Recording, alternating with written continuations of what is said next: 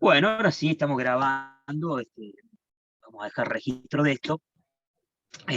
Recién les decía que vamos a tratar de diagramar una estrategia, así, para ver cómo llevamos adelante la materia, para tener una nota y eso, porque en última instancia a mí lo que me interesa es que lean los textos, tarde o temprano, que lean los textos. Entonces, mi propuesta, que de hecho creo que ha sido también la de la profesora a cargo de la materia, de Mercedes Gutiérrez, nunca ha sido tomarles un examen, menos en contexto de virtualidad. Ahora sí pueden poner la asistencia. Los que ya habían puesto la asistencia antes de la grabación, vuelven a colocarla, por favor, porque no queda registrada en el chat. Entonces, mi propuesta es que ahora cuando terminemos la clase de hoy, vieron que, por ejemplo, de la unidad 1, creo que hay 3 textos centrales, ¿no? Dos ya los vimos, que es el de Axel Rivas, y que era sobre cuatro revoluciones, y el otro de Pinau sobre la escuela como máquina de educar. Y había otro más, no me acuerdo ahora el título, tendría que buscarlo, que también habla de lo mismo, ¿no? De la escuela clásica. Entonces mi propuesta va a ser dejar como una actividad de lectura y un breve trabajo práctico en donde, bueno, tengan que leer todos los textos y principalmente el que no abordamos acá, pero las bases ya están. Esa sería como la propuesta para que, bueno, ya tengo la base y ahora leo esos 2 textos que ya analizamos y el aporte de ustedes es, bueno, sumar el texto complementario que creo que lo tengo que cargar, no sé si la profe lo había cargado ya. Y ahí podemos armar un trabajo práctico de la unidad 1. De la unidad 2, algo similar, por ahí ahora vamos a abordar 2 textos que quedaban, uno de Gadotti y otro que es sobre historia como una breve historia de John Dewey, ahí con algunos puntos centrales de la Escuela Nueva. Y yo les menciono 2 o 3 puntos ahí, los conversamos, y quizás también una actividad de ese tipo, o quizás para la actividad número 2, un foro donde tengan eh, que retomar, digamos, 2 o 3 citas de los 2 o 3 textos, y hacer como un breve comentario, ¿no? Y el que quiera, para sumar, el que no lo hace no resta, pero el que lo hace suma, comentar la publicación de otro. Pero que el comentario no sea, me parece bárbaro, o sea, eso no cuenta, ¿no? Suma punto, no. El comentario tiene que ser, estoy de acuerdo, en línea con eso, creo que se puede considerar el pasaje donde, no sé, Gadotti menciona tal cosa, ¿no?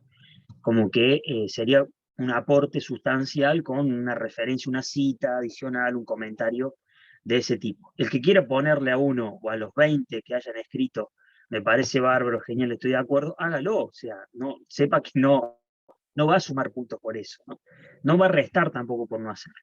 Esa es mi propuesta, como para unidad 1, un pequeño trabajo de lectura del texto bueno, está en la misma línea, pero que no lo leímos, sobre la base de los que sí leímos, y para la unidad 2, un foro, donde de alguna forma tengan que seleccionar 2 o 3 fragmentos y hacer un breve comentario sobre la escuela nueva. Voy a dejar las indicaciones ahí. Si les parece eso, bien, si no, vamos por otro lado no sé, con un trabajo práctico, un examen, no sé, algo así. A mí me parece que es lo más práctico. Está Que, buenísimo lo del que, foro. Lo que yo me pregunto, Marcelo, por ejemplo, si yo sí, llego ahí sobre el final sí, y ya, viste, se agotaron todos los cartuchos, digo, ¿y qué cito acá? Ahí, eso es lo que yo me imagino en esa sí. situación. Pero No, es que mira, quizá puedo desarrollar lo mismo desde mi perspectiva. sí, mira, en realidad el tema de las citas, vos podés retomar la misma cita, pero bueno, si retomás justo las 2 mismas citas que hizo otro, por ahí podés tomar 2 o 3 citas que, bueno, alguna se repite, uno tomó esa, otro. Y después el comentario, el desarrollo personal, sería mucha coincidencia que justo coincida con punto y coma con el que otro ya hizo, ¿no? Y que justo lo hizo 2 días antes que Eh, vos. Es como que no pasa nada si repetís una cita, porque por ahí seleccionás 2 o 3 y alguna va a ser diferente. Y lo más importante es que como que demuestres que leíste el texto, básicamente, ¿no? Y después pasamos Bien. por lo que yo ya les he comentado.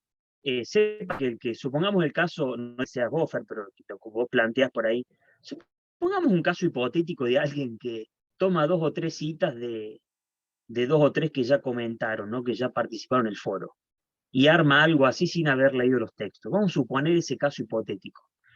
Y bueno, y la verdad es que a mí, o sea, a mí no me están haciendo una mala pasada a mí, se la están haciendo a ustedes mismos, qué sé yo. Es más, yo soy partidario, esto está bueno que quede grabado, yo soy partidario que uno tendría que, por lo menos en estos contextos, si estudia medicina no, porque por ahí no da, pero en estos contextos es como que uno entra a la materia sabiendo que la aprobó, pero no que uno le está diciendo con un poco que haga vas a aprobar, no, sea como sea, uno dicta la materia y cuando termina vos te vas con la materia aprobada. Diciendo, pero yo no leí nada, o no me conecté casi nunca. Y bueno, allá vos, si a quién pierde, se perdés vos en realidad. O sea, por ahí si vos pensás que está genial porque sos o sea, un estafador o no, qué sé yo, o te aprovechás de la situación porque tuviste un mal año y decís, bueno, me viene genial llevarme una materia de arriba sin haber leído. Y bueno, allá vos, o sea, con tu conciencia, con lo que sea, no sé. La realidad es que, voy a decir la realidad, o sea, si vas a ser docente de música, no vas a ser mejor o peor docente de música por haber leído a Gadotti o no, o por haber leído la diferencia entre la escuela nueva y la escuela clásica. Esa es la realidad. Pero bueno, es un grano de arena en tu formación. Si no lo aprovechaste, qué sé yo, capaz que no sos mal docente. No voy a decir que sos mal docente o vas a ser menos o peor docente o mejor o peor. No, capaz que no cambia nada, pero bueno, es lo que uno se lleva, ¿no? Cada uno Marcelo, con responsabilidad. Sí, Fabián y Carlos. Fabián, dale, que había levantado la mano. ¿Puedo contar una pequeña anécdota rápida, justamente de lo que Dale, vos estás diciendo? Mirá, sí, cuarto año del secundario. Yo para las sí, matemáticas, sistemas siempre fui horrible. Repetía el año. Con matemática, listo, avanti. Entonces me acuerdo que el profesor me dijo, mira, me llamó aparte, me dijo, tenemos 2 maneras de hacerlo. Yo te apruebo y nunca más vas a aprender matemática. O te desapruebo y en el próximo año hago entender lo que vos no supiste. Lo dejo a tu criterio. Decime vos qué querés hacer. Yo te apruebo, vos me decís, ¿querés? Bueno, más o menos te pongo un 4 y zafás, pero vas a seguir siendo mediocre. Y bueno, decidí no aprobarla. ajá. Y lo volviste a hacer otro año. Sí, y me pareció lo correcto. Pero es lo que dice él, como decís vos, la decisión está en uno, lo que vos querés hacer. ¿Entendés? Claro, sí. Y Digamos, sí, el perjudicado sos vos, no es el profesor. El profesor dice, vos pasás, pero de acá en más no entendés nada, nunca. sí, capaz que te puso medio entre la espada y la pared. Yo por ahí no es lo que uno espera de un comentario de un docente, pero yo le digo aprobame. Pero con la conciencia de decir, pero sabes que en el verano te caigo, te mando un mail, bueno, no sé en aquel momento, pero o No, te no vuelvo había a ver y te nada. muestro que aprendí lo que me faltó, no sé. Igualmente me parece súper honorable lo que hiciste, yo creo que es lo que corresponde. Hubiese buscado una alternativa, un plan B, una tercer vía, una tercera vía, dice, che, No, pará, y si me aprobás y después te demuestro que en el verano me preparé y todo, y ya tengo la garantía. Aparte, sí, pero bueno, me parece entre las dos opciones súper válidas, si tenés que elegir una de dos, lo que hiciste, ¿no? Me parece que está bien, que es sí. lo que corresponde.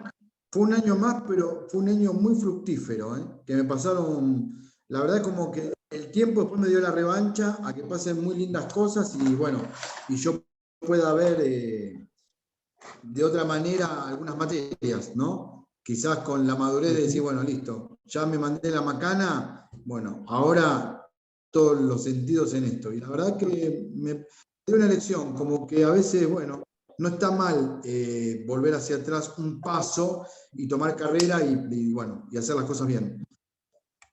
Sí, aparte, Fabián, después uno se da cuenta que cuando pasa al nivel superior, terciario, universitario, ya no, eso de un año más, un año menos es una cosa, En el secundario está muy simbólicamente marcado porque está dividido así, pero después te das cuenta que eso no afecta en nada, así que... vos, Carlos, perdón, ahora que te doy la palabra. Bueno, era para preguntar si podías diagramarme bien en la cabeza o cómo era la unidad 1 y 2 para yo estoy escribiendo cómo vas a cerrar esa la dinámica, Eso, mira, ¿no? yo les propongo que en la unidad 1 armen un breve trabajo práctico que va a ser básicamente cuáles son las características de la escuela clásica. Bueno, la mayoría es casi cosas muy explícitas porque están ahí en el texto, y sumando los tres textos, los dos que ya vimos y un tercero, que no me acuerdo si estaba cargado, me puedo fijar ahora cuando termine si lo voy a cargar, y con eso sería para la unidad 1, Carlos, ¿no? ¿Cuáles son las características de la escuela clásica, ¿no? Y déjame ver si está acá el texto, ya te digo cuál es. El de Birds, creo, la educación ayer. Ayer, hoy creo que se titula así. Sí, ahí está, mira. Lo voy a cargar ese texto, porque nosotros vimos, se titula ¿Cuándo se inventó la escuela?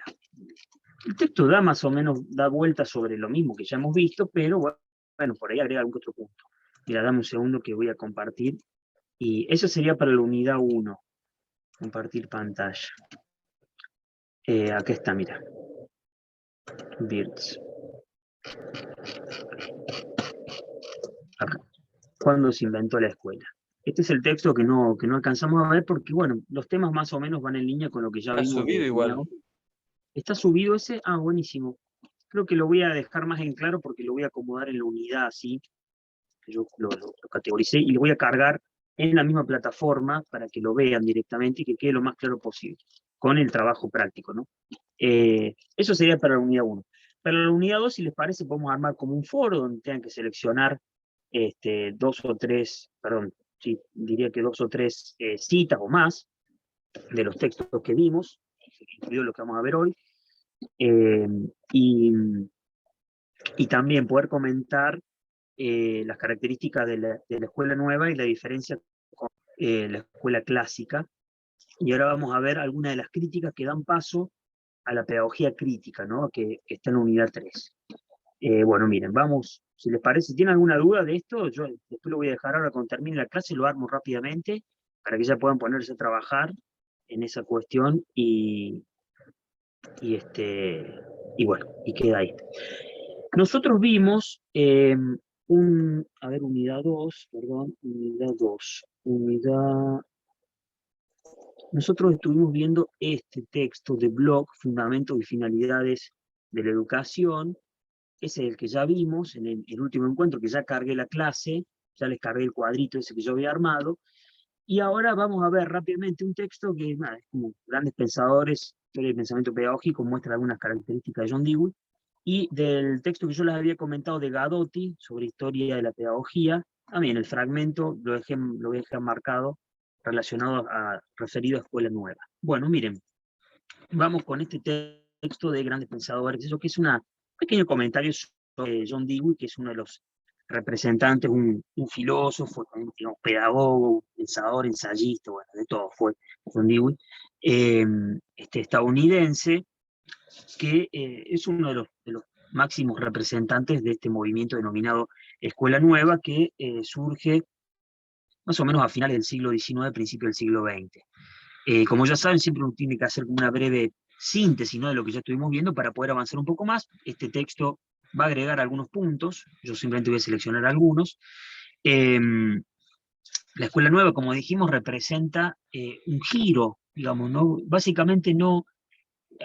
algo que nos tiene que quedar en claro es que entre la Escuela Nueva y la Escuela Clásica lo que se da es un cambio de posición de lo que está en el centro, ¿no?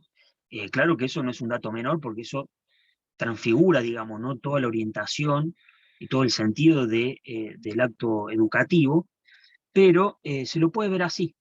En el otro texto que vimos, sobre la revolución copernicana en educación, se le llama así, revolución copernicana, porque lo que se hace es cambiar el eje, digamos, el centro deja de ser el docente para pasar a ser el alumno.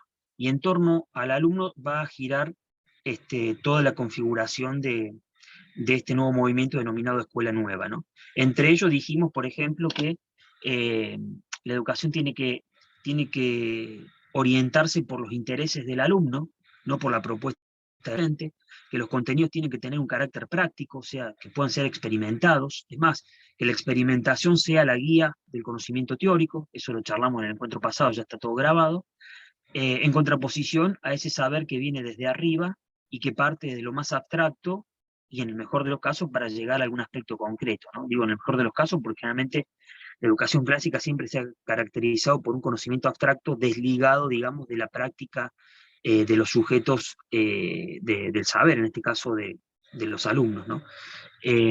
Bueno, en este texto, este breve texto que tiene tres páginas nada más, donde comento un poco los puntos centrales del pensamiento de John Dewey, yo marqué ahí 2 o 3 cuestiones, ¿no? Me interesó esa cuestión de que el conocimiento tiene que ser visto como un acto relacionado al consenso, ¿no? Que el aprendizaje tiene que ver con el consenso, y tiene que ver, contrariamente, con una bajada del conocimiento, con una transmisión, ¿no? Hay una oposición ahí que se puede hacer entre la escuela clásica y la escuela nueva, entre el conocimiento como transmisión propio de la escuela clásica y el conocimiento como construcción. Esa construcción siempre se da para John Dewey en el sentido de un consenso práctico, ¿no? Entre los sujetos interpelados, ¿no? El proceso educativo es visto como un intercambio de ideas, menciona ahí el texto, y que, bueno, obviamente ahí está, como ya lo hemos visto, el alumno, digo el alumno porque así aparece en el texto, diríamos el alumno, la alumna, le alumne, no sé, como quieren llamarlo, está en el centro de la cuestión, y eso, bueno, eso marca como un quiebre, ¿no? Ahí hay un dato interesante que me parece que hay que como recalcar y hay que tenerlo en cuenta, porque va a ser como la bisagra, digamos, que va a marcar el punto de conexión a través de una crítica que se da entre la escuela nueva y la pedagogía crítica, es que para la escuela nueva, a medida que la sociedad se va complejizando, hay como un mayor distanciamiento entre el mundo adulto y el mundo de los niños. Entonces, lo que sostiene John Dewey es que el aprendizaje tiene que ser visto en el contexto de colocar a los alumnos frente a problemas reales. ¿Por qué? Porque el objetivo está en formar personas para la vida. Y acá hay un detalle, ahora lo vamos a leer. Claro que esta formación no es una formación técnica, sino es una formación donde el sujeto, donde el niño, el alumno en general, tiene que ir encontrando reflexivamente diferentes caminos para resolver problemas reales, ¿no? Esa es como la clave de la escuela nueva. Entonces ahí se aunan 2 elementos, ¿no? La reflexión y la acción, dice el autor. La experiencia educativa debe ser reflexiva y el alumno debe estar puesto siempre en una situación de experimentación. Bien, ahora, teniendo esos parámetros, creo que son como los puntos clave, ¿no? Por eso hay una conjunción entre reflexión y acción. Y ese saber, que debe ser un saber práctico, experimental, y que forme sujetos en la vida, se basa, o el fundamento que tiene, es que según John Dewey, uno no puede desarrollar su vida por un lado y por otro lado el conocimiento sobre la realidad. Es como que pareciera que lo más natural sería que uno avance en la educación conforme a cómo avanza en la vida, ¿no? Y que, por lo tanto, el conocimiento tenga que ser un conocimiento práctico, que resuelva problemas concretos y que, en todo caso, si se ve a futuro, siempre tenga que ver con la formación de sujetos, digamos, para el mundo de la vida. Ahí hay un detalle que voy a adelantar, que está en el otro texto de Gadotti, me pareció súper interesante, que es que una de las críticas que se le ha hecho a la escuela nueva es que ha sido funcional al sistema capitalista burgués, porque esa formación para la vida puede ser una formación para el mundo laboral. Y esa formación, digamos, para el mundo laboral, no necesariamente debe ser crítica del sistema capitalista vigente. Entonces ahí la pedagogía crítica, que la vamos a ver en la unidad 3, ve, ¿no? Yo creo que ahí está el punto, ¿no? que no es que es una crítica demoledora, digamos, ¿no? Que, bueno, yo siempre he dicho que toda crítica es demoledora, ¿no? O sea, toda crítica destruye. Cuando la expresión crítica constructiva es tratar de ser políticamente correcto. La crítica destruye siempre, ¿no? Pero lo que digo acá es que no es solamente una crítica desde la pedagogía crítica a la escuela nueva. Se reconoce que forma parte de un proceso.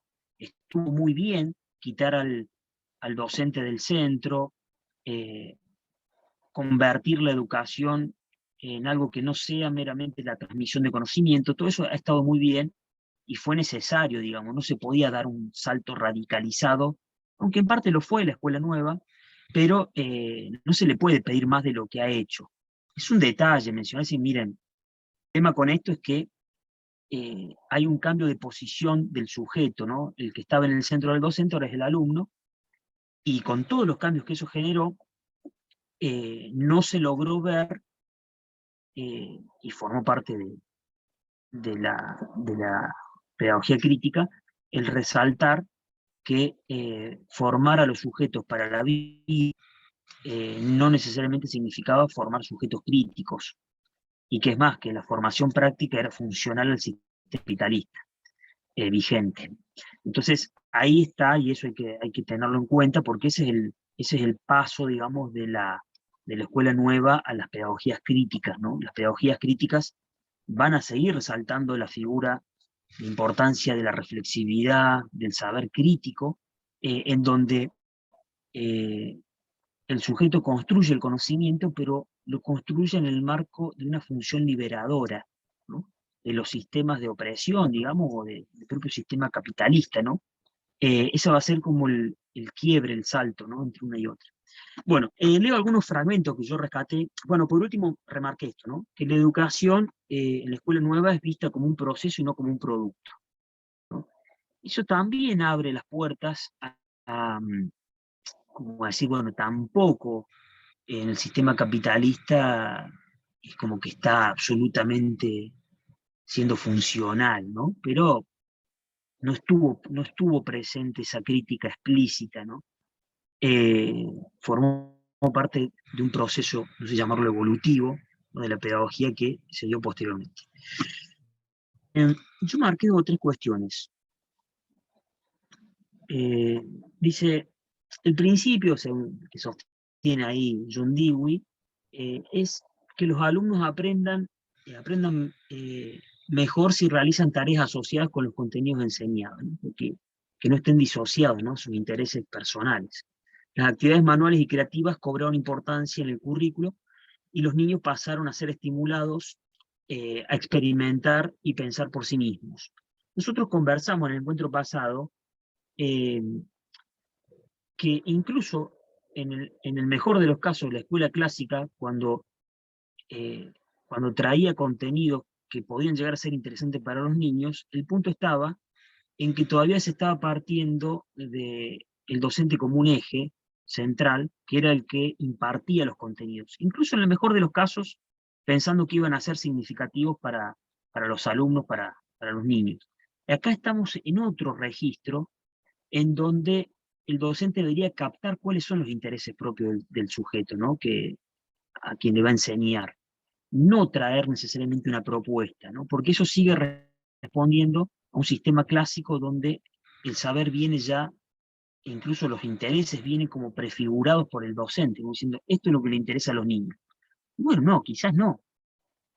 Eso no quiere decir que uno no tenga que tener una postura crítica, porque habría que ver cuál es el punto en el cual un niño puede sostener que hay un interés que le va a servir para la vida. O sea, eso también habría que revisarlo, ¿no? O sea, no todo interés del niño se liga con un interés para la formación de la vida. O sea, qué sé yo. Habría que revisar un poco más en detalle eso. Sí, Carlos. Vos igual hablas mucho del docente, pero en realidad el propósito va más allá a veces del docente en la currícula, en lo que uno que tiene que responder en la bajada de línea, un propósito también de parte del Estado, ese Estado capital que vos nombrás, ¿no? Porque a veces uno también en el aula puede realizar algún tipo de discernimiento y espíritu crítico hacia los estudiantes, pero igualmente así está atravesado uno por toda la política y lo que tiene que enseñar. Y terminas con la frase, esto le va a servir en el futuro. Claro. también es como una muletilla, esto le va a hacer bien en el futuro. Por eso por ahí, eso de que vos decías que, aunque el docente no es más el centro, y ahora el alumno es el centro, es hasta más específico para el capital, porque van directo al grano, a moldearlo en función de sus necesidades, pero a veces las necesidades se desdibujan y se le plantean cierto tipo de conceptos a los niños que después vienen y te los plantean. Entonces como que, no sé, siempre hay un propósito, no es 100% creado desde el alumno para el alumno, sino que hay otros intereses, por lo menos, no sé, esta lectura y otras que de hecho me hacen esa visión. Sí, Carlos, bueno, mira, dos cosas que cuando analizamos la unidad 1 sobre la escuela clásica, había uno de los textos que mencionaba que o creo que fue en relación a la escuela clásica, pero desde el texto de Bloch, donde mencionaba que el centro en la escuela clásica era el docente y los programas también, ¿no? Entonces ahí también aparece el aspecto de la formalidad, digamos, ¿no? Del sistema educativo, en donde pasa que en la escuela clásica hablar de docente y hablar del sistema educativo era casi una cuestión donde no había una distinción, digamos, el docente respondía, digamos, al sistema ya, ¿no? A lo prefigurado. Entonces, ahí algo mencionado, y hay una parte del texto que mencionaba, ¿no? El docente o los programas de estudio. Entonces ahí estaba todo el sistema detrás, ¿no? El sistema clásico. Pero sí, es como decís, incluso en la escuela nueva, tampoco creo yo que ha sido una cuestión de, bueno, vamos a ver qué le interesa a los alumnos y a los niños y vamos por esa vía. No, claro que hay una guía también del docente, pero yo diría así que se parte de los intereses del alumno, ¿no? No quiere decir que los intereses del alumno determinan el contenido, digamos, que se va a ver, sino que, bueno, es a partir de esos intereses que el docente diagramará, digamos, las estrategias. Por eso cuando decía, partimos de la carpintería, digamos, para hablar de geometría. Entonces, si se da ese interés, bueno, el docente lo tomará, digamos, como el recurso por el cual adentrarse en algún contenido más bien teórico ligado a un interés práctico. Es decir, no se reduce la diagramación de las clases y del contenido meramente a lo que le interesa. Si un niño dice, me interesa jugar, entonces simplemente, no sé, te pones a jugar con el niño y bueno, no, el juego va a ser como el punto de partida para una diagramación de una clase del contenido a desarrollar. Lo vería así, ¿no? Bastante en ese sentido kantiano, ¿no? La experiencia es como el punto de partida, digamos, ¿no? Es la base, pero bueno, eso no determina que se quede ahí el proceso educativo. O sea, es como la referencia. Bueno, yo marqué ahí 2 o 3 cuestiones. Pero vamos a ir acá, que me interesaron del texto. Bueno, ahí menciona en este capítulo estímulo a la cooperación. Y otro punto clave de su teoría de John Dewey es la creencia de que el conocimiento se construye por consenso, lo que ya les comenté, que a su vez resulta de discusiones colectivas. El aprendizaje se da cuando compartimos experiencias y eso solo es posible en un ambiente democrático donde no haya barreras al intercambio de pensamiento. Bueno, obviamente eso está en clara oposición al modelo clásico verticalista, ¿no? De la educación clásica. Perdón, dice, por eso la escuela debe proporcionar prácticas conjuntas y promover situaciones de cooperación en vez de lidiar con niños en forma aislada. Yo marqué acá una cuestión que me parece un poco más interesante. El objetivo de la escuela debía ser enseñar a los niños a vivir en el mundo. Esto es algo que se repite con frecuencia cuando se habla de la escuela nueva y va a ser, como ya les comenté, uno de los puntapiés para pensar críticamente la escuela nueva desde la pedagogía crítica, ¿no? Porque uno puede preguntar qué significa enseñar a los niños a vivir en el mundo.